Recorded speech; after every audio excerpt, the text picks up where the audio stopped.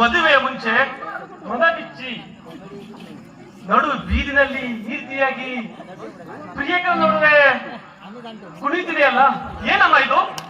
ಅಲ್ಲ, ನಾನು ಇವರೆಲ್ಲ ಮನಸ್ಸಾರಿ ಪ್ರೀತಿ ಮಾಡ್ತಾ ಇದ್ದೀನಲ್ಲ, ಇವರೆಲ್ಲ ನನ್ನ ಬಾಳ ಸಂಗಾತಿಯನ್ನ ಮಾಡ್ಕೊಳ್ಬೇಕು ಅಂತ ಆಸೆ ಪಡ್ತಾ ಇದ್ದೀನಿ.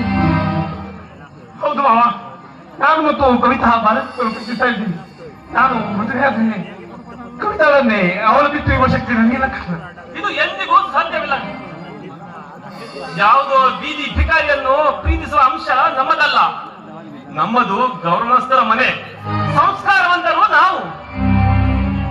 ನಿಜ ಅಲ್ಲ ನಿನ್ನ ಮಾತು, ಆದ್ರೆ ನಾವಿಬ್ಬರು ಒಂದೇ ಹಣತೆಯಲ್ಲಿ ಪ್ರಜ್ವಲಿಸುತ್ತಿರುವ ದೀಪ ಇದ್ದ ಹಾಗೆ.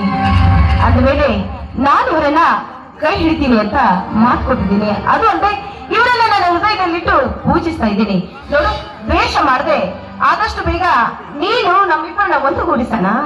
ಕವಿತಾ, ನನ್ನ ಉಸಿರಿರುವವರೆಗೂ ಅದು ಎಂದಿಗೂ ಸಾಧ್ಯವಿಲ್ಲ. ಕವಿತಾ, ಸಾಧ್ಯವಿಲ್ಲ. ನೋಡು ಕವಿತಾ, ಸುಮ್ಮನೆ ಹಠ ಮಾಡಬೇಡ. ಬಾ ಕವಿತಾ, ಮನೆಗೆ ಹೋಗೋಣ.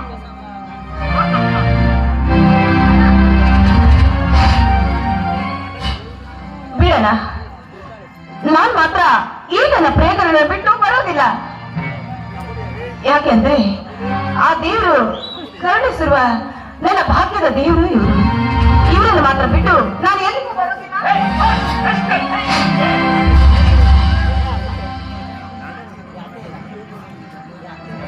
ಸಾಕಿ ಸಲುಹಿಸಿ ಮುತ್ತಿನಿಂದ ಬೆಳೆದಿದ್ದಕ್ಕೆ ಈ ರೀತಿಯಾಗಿ ನನ್ನ ವರ್ತನೆ